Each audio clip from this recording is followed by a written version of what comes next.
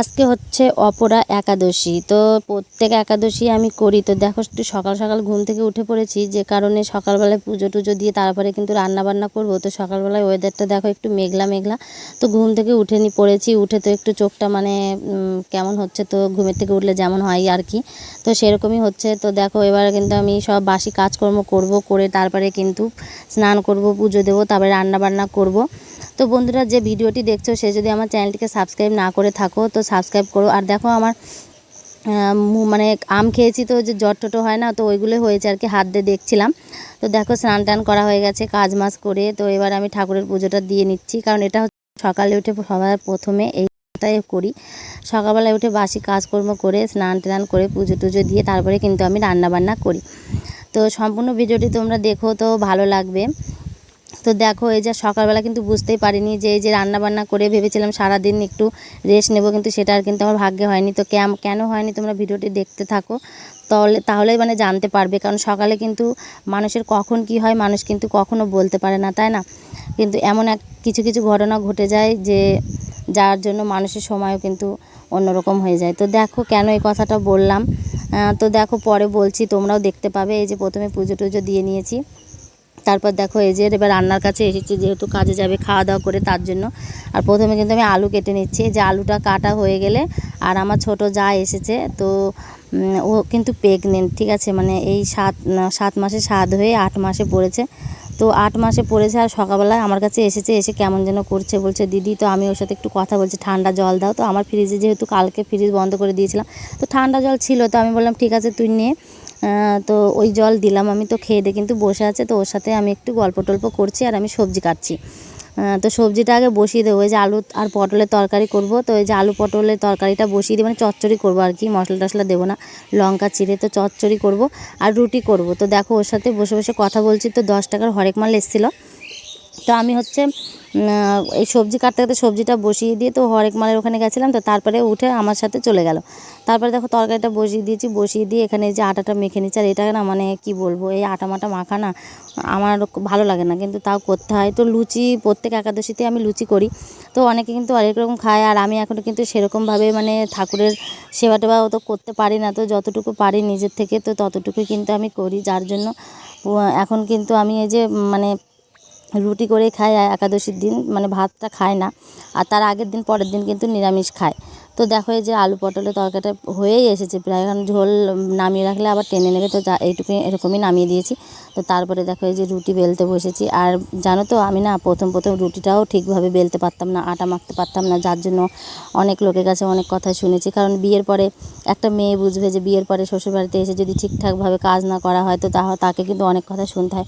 হ্যাঁ, অনেকে আছে যে তাদেরকে মানিয়ে নেওয়ার মতো লোক আছে, কিন্তু সব বাড়ি তো সমান না, তাই না? সব এরকম কিন্তু শুনতে হয়। তো দেখো কিছুই পারতাম না, আটা মাখতে পারতাম না ঠিক করে, রুটি করতে পারতাম না। এখন কিন্তু রুটিগুলো কি কিন্তু গোল গোল করে বেলছি। তো এই যে তোমাদেরকে বলছিলাম না মানুষের কখন কি হয়, যে এই ছোটো যা সকালবেলায় আমার কাছে গিয়ে বসেছিল, তো জল টল খেয়ে তো বলছিল যে দিদি আমার শরীরটা কিন্তু ভালো লাগছে না, তো পেটে ব্যথা করছে এরকম আর কি। দিয়ে আমি বললাম যে তাহলে মানে হয় এরকম। তো কিন্তু আস্তে আস্তে ব্যথাটা কিন্তু খুব বেড়েছে। তো যেহেতু প্রেগনেন্ট সবারই একটু ভয়, তো আমরা তো ভাবলাম যে 8 মাস, আর অনেকের কিন্তু এরকম হয়। আর এখন কিন্তু ওরকমটাই বেশি হচ্ছে, যে 7 মাসে 8 মাসে এরকম কিন্তু বাচ্চা হয়ে যাচ্ছে। তো আমরা ভাবলাম যে হয়তো ব্যথা মানে কীরকম করছে, তোমরা তো দেখতেই পাচ্ছ। তো আমরা দেখে তো তাড়াতাড়ি, আর দেখো আমি কিন্তু আজকে যেহেতু একাদশী কোথাও কিছু খেতেও পারবো না, তার জন্য দেখো এই চুলটা বেঁধে দিচ্ছি, আর মাথায় একটু তেল দিয়ে দিয়েছি, মানে তেল দেবো।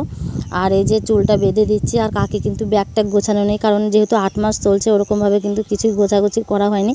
তো কাকি ওইদিকে কিন্তু ঘরের ওই যে কাপড় চোপড় যা ছিল সব কিছু গুছিয়ে নিচ্ছে। তো হসপিটালে যাওয়ার জন্য মাথায় তেল দিয়েছি, একটু জলও দিয়ে দিলাম। তো আরও যে হসপিটালে গেলে মানে পায়ে নখ চুটকি সব পড়া ছিল, তো সবাই বললো যে খুলে দিতে। তো যেহেতু এখনও সময় হয়নি, তো তার জন্য তারপরে দেখো আমি একটা রুটি খেয়েছি, রুটি খেয়ে তাড়াতাড়ি করে ওই যে ওকে নিয়ে হসপিটালে চলে গেছি। কাকি একা আসছিলো, তো আমাকে বললো যে বৌমা তাহলে তুমি চলো। তো তার জন্য কিন্তু আমি গেছিলাম সাথে। তো তাড়াতাড়ি করে কিন্তু এমন পরিস্থিতিতে খাওয়াও যায় না, আমি একটা রুটি বাড়ির থেকে খেয়ে বেরিয়েছিলাম। তো দেখো এখানে গিয়ে 2টো ইঞ্জেকশান দিয়েছিল, আর ব্যথার ওষুধ দিয়ে দিয়েছে। তারপরে কিন্তু ব্যথার একটু কমেছে। তো তার জন্য বললো, এখন যেহেতু এখনও সময় হয়নি, তো তার জন্য ওষুধ দিল, আর বললো এটা কোনো মানে ব্যাপার না, এটা অন্য কারণে হচ্ছে। তো তার জন্য দেখো আমরা কিন্তু মানে বাড়ি হয়ে গেছে, ডাক্তার দেখানো পুরো এমার্জেন্সিতেই আমরা দেখিয়েছিলাম। তো দেখি তো তারপরে দেখো বাড়ি যাচ্ছে। আর এই যে টোটোওয়ালাটা সত্যি করে এই যে আকাশে তো মেঘ করেছে দেখতেই পাচ্ছ, আর এই যে এমনভাবে টুকটুকিটা চালাচ্ছে মানে কি বলবো, দেখো মনে হচ্ছে আমাদের যেন এরোপ্লেনের থেকেও আরও গতিতে মনে হচ্ছে আমাদের বাড়িতে গিয়ে নামিয়ে দিতে পারলে উনি বাঁচে। তো দেখো এই যে মেঘ করেছে আর কী সুন্দর লাগছে, যে মাঠটার ওই দিকটায় কিন্তু আমাদের বাড়ি। তো দেখো বাড়ি চলা কাকি ওর জন্য হাসছিল যে এমনভাবে কিনে নিয়ে যায়। তো দেখো মেঘ করেছে আর এই যে এখানটায় সবাই দাঁড়িয়ে আছে। আর ওই যে তাল গাছ, ওই তাল গাছের ওখানে এমন হাওয়া দিচ্ছে, আর ওই যে গাছে উঠেছে তালের কাঁদি পাততে, তো মানে ভয়ও মানুষের নেই সত্যি করেই। আর ও তো চিকন একটা মানে গাছে। তো যাই হোক, দেখো আমি ছেলে মেয়ের জন্য একটু দাঁড়িয়ে একটু জিলিপি নিয়ে এসেছিলাম, মানে আমাদের ওই বাজার দিয়ে আসছিলাম, তো ওখান থেকে একটু জিলিপি নিয়ে বাড়ি আসলে বাচ্চারা বলবে কী খাবার নিয়ে এসছো, কী খাবার নিয়ে এসছো। তো কাকি ওখানে দাঁড়িয়েছিল, ওরা মিষ্টি ছানা জিলাপি নিল, আর আমি এই যে জিলিপি নিয়ে এসেছিলাম ছেলে মেয়ের জন্য। তার জন্য ছেলে মেয়েকে দিয়ে তারপরে আমি খাচ্ছি। তারপরে দেখো এই যে রুটি খেয়ে গেছিলাম, তো ছেলে মেয়ে কিন্তু জেঠির কাছে ভাত খেয়েছিল। তো আমি ভাবলাম তাহলে বসে একটু রুটি খাই, কারণ খুব খিদে পেয়েছে। তারপরে না একটু শুয়ে রেস্ট নেবো, কারণ আমার শরীরটা একদম ভালো লাগছে না। এই সারা দিন ধরে সকালবেলায় সে ভোরবেলায় উঠে কাজকর্ম করে পুজো টুজো দিয়ে তারপরে মানে স্নান করে পুজো দিয়ে রান্না বান্না করে তারপরে আবার ধরে হসপিটালে গিয়ে এসে মানে আমার আর ভালো লাগছে না। তো তারপরে একবার দোতলায় উঠেছিলাম হসপিটালে, তো ওখান থেকে কিন্তু আবার নেমে আবার দুটো ইঞ্জেকশান লিখেছিল, সে নিচে নেমে আবার দোকান থেকে ইঞ্জেকশান কিনে নিয়ে যেতে হয়েছিল। তো এত দৌড়াদৌড়ি করার পরে আর ভালো লাগছে না। তো দেখো এই যে বৃষ্টি পড়তেও শুরু করে দিয়েছে। তো খাওয়া দাওয়া করার পরে তো এই যে একটু গেটের সামনে দাঁড়িয়ে আছি আমরা, তো একটু শোবো এখন। তো তারপরে দেখো এই যে সন্ধে লেগে গেছে, সন্ধে টন্ধে দেওয়া হয়ে গেছে দেখো। তো এবার রান্না বান্না আবার রাতের আছে, কারণ সকালে যেটা রান্না করেছিলাম রুটি তরকারি, তো ওটা শেষ হয়ে গেছে। তো এই যে সন্ধেবেলায় সন্ধে টন্ধে দিয়ে কটা আম কেটেছিলাম, তো সবাই মিলে বসে বসে এখন এই যে আম খাওয়া হচ্ছে।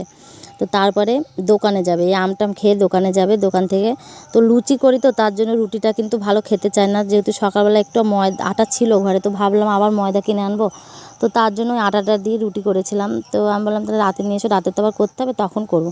তো দেখো দোকান থেকে নিয়ে চলে এসছে, আর আমি সুজি করেছি, 1 প্যাকেট সুজি নিয়ে এসেছিলো, তো সুজি করেছি। আর আলুর তরকারি আর ওই যে লুচি, মানে 500 ময়দা নিয়ে এসছে, তো এটারই এখন আর কি লুচি হবে। তো আমি এখন আটাটা মাখবো।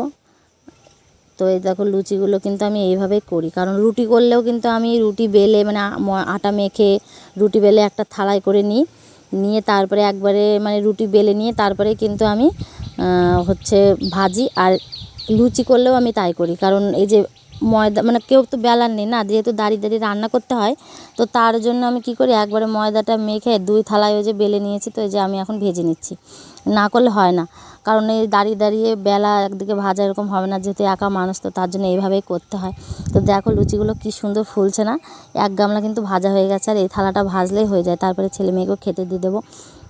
আর তরকারি তো হয়ে গেছে, আমার শুধু লুচিটা ভাজলেই হয়ে যায়। তো দেখো লুচিগুলো কি সুন্দর ফুলছে। তো এই যে আমি এখন এক এক করে সব ভেজে নিচ্ছি। আর বাইরে কিন্তু বৃষ্টি, মানে সেই দুপুর থেকে শুরু হয়ে গেছে বৃষ্টি। তো এখন কিন্তু এই যে এমন নিম্নচাপই চলবে, কদিন হবে বৃষ্টি তার ঠিক নেই, মানে এই হয়তো সকালের দিকটা ভালো, দুপুর থেকে বৃষ্টি শুরু। তো তারপরে দেখো লুচি টুচি করার পরে না কড়াইয়ে অনেকটা তেল ছিল, তো ভাবলাম যে কটা পাঁপড়ও ভেজে নিই। তো পাঁপড় ভাজলাম, আর কিছু রেখে দিয়েছিলাম, তো গরম গরম মানে সব মানে একটা জিনিসের যে ভাজা হয়েছিল, তো তার জন্য সবাই মিলে খাওয়া হলো। তো আর কিছুটা কিন্তু আমি রেখে দিয়েছিলাম, তো ভেজে রেখে দিলাম, যখন মানে খাবো ভাত তো তখন নিয়ে খাওয়া হবে। তো দেখো রাতে খাওয়া দাওয়া আমাদের হয়ে গেল। আর বিছানাটায় যে সন্ধ্যে থেকে যে টিভি দেখা হয়, তো বাচ্চা কাচ্চা থাকলে এরকম নোংরা হবে। তো দেখো গুজিয়ে মানে পুরো একেবারে বিছানাটা ঘুঁটে ফেলেছে। তো এই যে বিছানাটা না ঝেড়ে নিলে না, মানে যে রাতেরবেলা শুয়ে মানে গা কুটকুট করে আর কি। তো এখন এই যে বিছানাটা আমি ঝেড়ে নিচ্ছি সুন্দর করে। আর দেখো আমি কী যেন বলছিলাম, তো যাই হোক দেখো বিছানা আমাদের রেডি, এবার আমরা একটু বাইরে যাব, বাইরে থেকে এসে কিন্তু আমরা শুয়ে পড়বো। তো দেখো বন্ধুরা ভিডিওটি কেমন লাগলো তোমরা কমেন্ট করে জানিও, আর আমার চ্যানেলটিকে তোমরা সাবস্ক্রাইব করে দিও। টাটা, দেখা হবে আবার পরের ভিডিওতে।